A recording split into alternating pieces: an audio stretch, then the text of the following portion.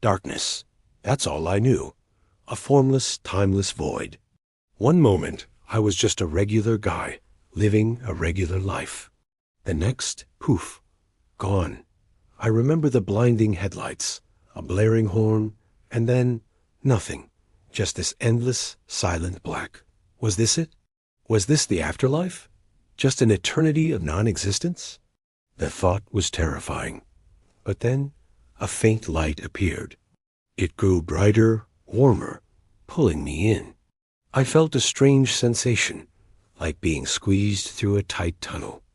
And then light everywhere. A cacophony of sounds, beeping machines, and muffled voices speaking a language I couldn't understand.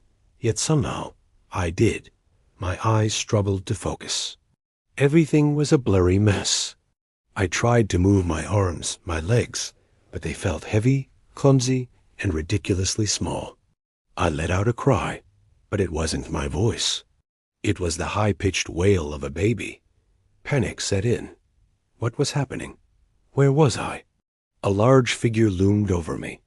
A man with wild, spiky black hair and a tail. A tail? My brain short-circuited.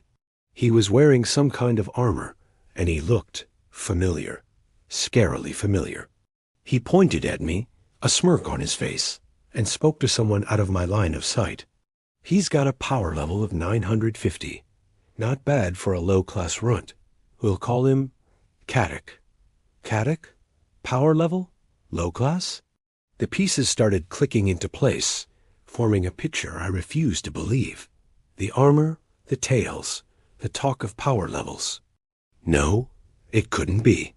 This had to be some bizarre, post-death hallucination. I was in an incubator, a futuristic one.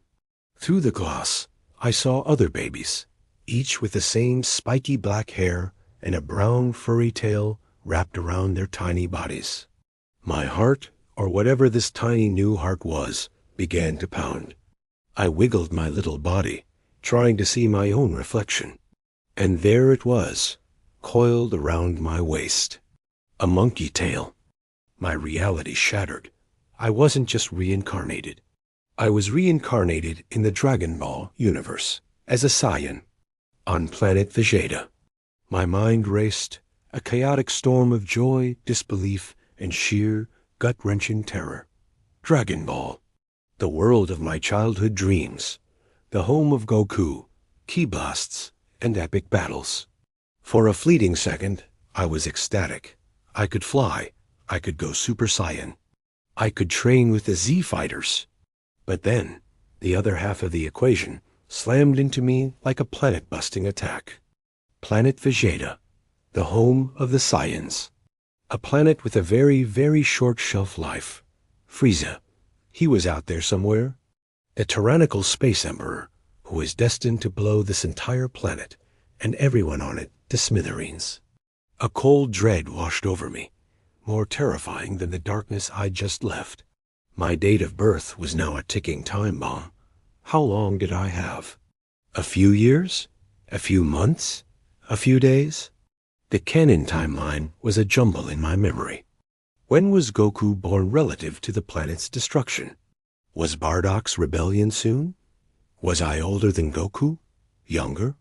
The details were fuzzy, lost in the haze of my past life. All I knew for certain was that this world, my new home, was doomed. I was a baby, utterly helpless. I couldn't fight. I couldn't run. I couldn't even talk. I was just another nameless Saiyan infant, destined to be cosmic dust. Days turned into weeks in that incubator. I was fed some kind of nutrient paste and mostly just slept, my baby body demanding it. But my mind never rested.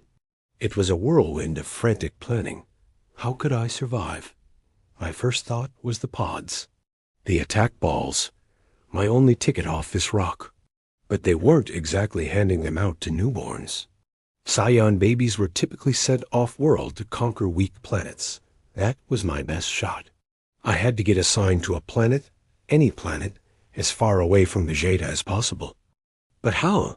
It was all based on power level. My initial reading was 950. Respectable for a low-class baby, I guess. But was it high enough? Or was it too low? Maybe a higher power level meant they'd keep me on Vegeta for their army. A lower one, and they might just deem me worthless, and, well, I didn't want to think about that. I tried to manipulate my ki. In my past life, I'd read every fan theory, every guide on how ki control worked. It was supposed to be a life force, an energy that existed within me. I focused, trying to feel it, to push it, to make my power level spike. I strained until my tiny face turned red, but nothing happened. It was like trying to flex a muscle that didn't exist. All I managed to do was fill my diaper, which earned me an annoyed grunt from the attending Saiyan nurse. This was hopeless. I was just a baby, a fragile, weak, powerless baby trapped on a doomed planet, ruled by a race of arrogant warriors who wouldn't see their own extinction coming until it was too late. One day, they finally took me out of the incubator. I was wrapped in a rough blanket and handed over to a woman with the same wild hair and intense eyes as the man from my birth. My mother, I presumed.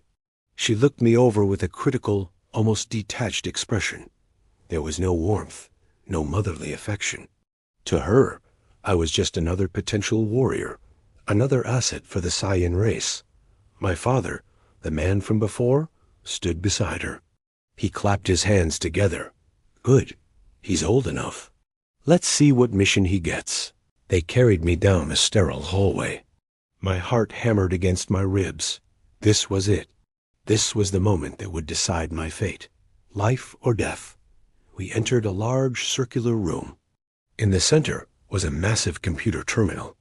A technician in a lab coat non-Saiyan, I noted, was typing away. My father placed me on a scanning pad. Scan him for a planetary assignment.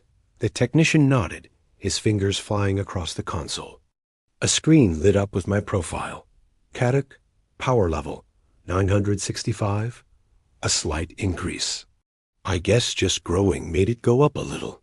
The computer started whirring, calculating, cross-referencing my power with a list of available planets. A list of potential new homes, or potential graves.